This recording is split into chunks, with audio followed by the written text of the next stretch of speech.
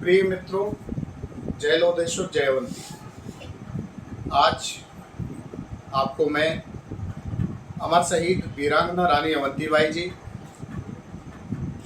के युद्ध में उनके सहयोगियों का एक और पार्ट, जिसमें उन्होंने मुख्य अंगरक्षिका उनकी गिरधारी बाई नायक, जिसकी कटार लेकर 20 मार्च 1857 को महारानी अवंतीबाई ने अपने आप को अंग्रेजों के खिलाफ नहीं सौंपा और गिरधारी बाई नायक की कटार लेकर अपने सीने में फूंक ली और अपने प्राणों की आहुति दे दी।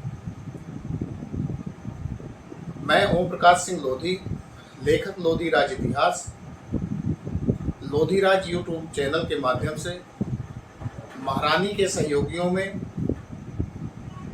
उनकी अंगरक्षिका की भूमिका में गिरधारी बाई नायक की एक छोटा सा आलेख आपके समक्ष रख रहा हूं। आशा करता हूं आप सभी को पसंद होगा तथा इतना जरूर आग्रह है कि लोधी समाज की इन छोटी छोटी जानकारियां इतिहास के झरोखों में खोई हुई, आप सभी प्रबुद्ध स्वजनों से आग्रह है कि आप इस तरह की जानकारियां कम से कम अपने 10 लोगों को, 15 लोगों को शेयर करके उपलब्ध कराने का कष्ट करें, ताकि इस तरह के आलेख, इस तरह की जानकारियां हमारे समाज में, अपितु हर समाज में इस तरह की जानकारी उपलब्ध होनी चाहिए। लेखक ने, कुछ लेखकों ने बहुत ही उच्च कोटि की बात कही है कि है समय नदी की धार जिसमें सब बह जाया करते हैं, कुछ जन ही ऐसे होते हैं जो इतिहास बनाया करते हैं। किश्तियां बह जाती हैं, तूफान चले जाते हैं, यादें रह जाती हैं, इंसान चले जाते हैं। मैं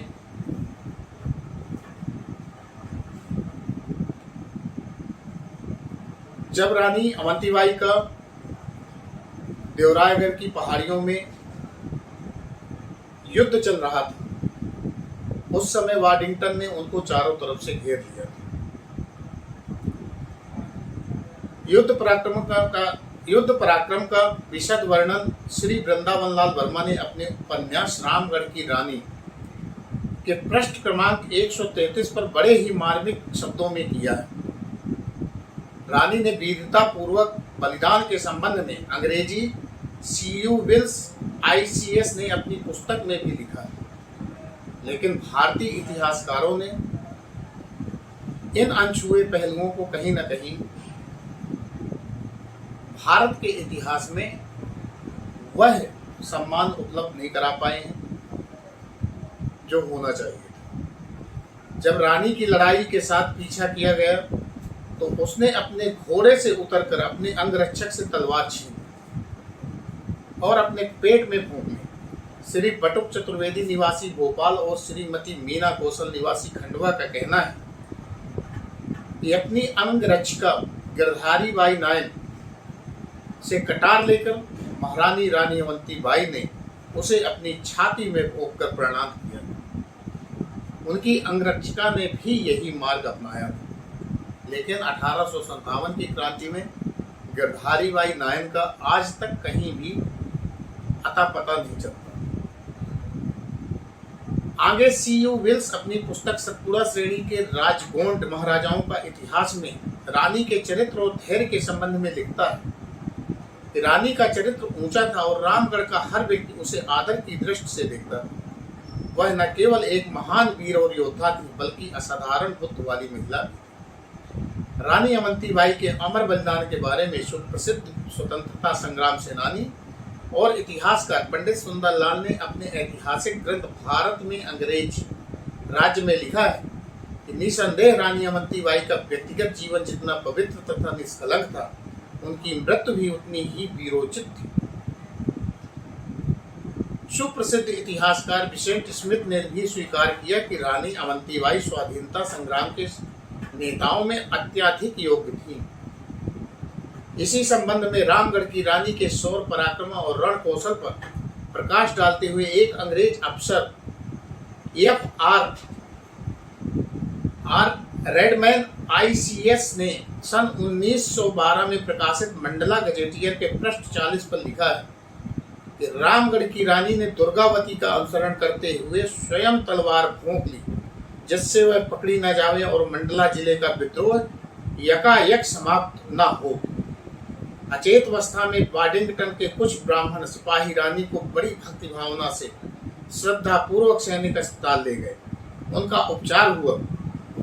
रानी को कुछ चेतना हुई। कैप्टन वाडिंगटन ने रानी को झुककर सलाम किया और पूछा, आपको कुछ कहना? रानी ने कप्तान से कहा, क्रांति की जिम्मेदार मैं स्वयं हूँ और कोई नहीं। लोगों को विद्रोह के लिए मैंने ही उकसाया था। वे स्वयं निर्दोष हैं, इनको कोई दंड ना दिया जाए। F.R. रेडमैन ICS ने अपने मंडला गजेटियर के पृष्ठ 257 पर रानी की इस चमत्कारपूर्ण कीर्ति को अपर बनाने वाली बात की निम्न शब्दों में पुष्टि की। इतिहास के झरोखों में हमारा इतिहास बहुत ही गौरवपूर्ण है, जिसको आज प्रसारित करने की आवश्यकता है। अपनी मृत्युशैया पर रानी ने कहा कि ग्रामीण क्षेत्र के लोगों को मैंने ही विद्रोह के लिए उकसाया है, भड़काया है। वे स्वयं निर्दोष हैं। कैप्टन वाडिंगटन ने रानी की सलाह मान ली। रानी को संतोष हुआ। उन्होंने अपने नेत्र बंद कर लिए और सीधी चित्र निद्रा में लीन हो गई। वे मरकर भी अमर हो गए। इतिहास के पन्नों में 22 अप्रैल सन 1858 तदनुसार वैशाख कृष्ण 11 संवत 1915 के गुरुवार का वह दिन भी अमर हो गया, जबकि न केवल लोधी क्षत्रिय समाज अपितु समस्त भारत की वह वीरांगना सेनानी स्वतंत्रता की देवी अवंतीबाई लोधी 58 की जगह 57 वीर गति को प्राप्त हुई।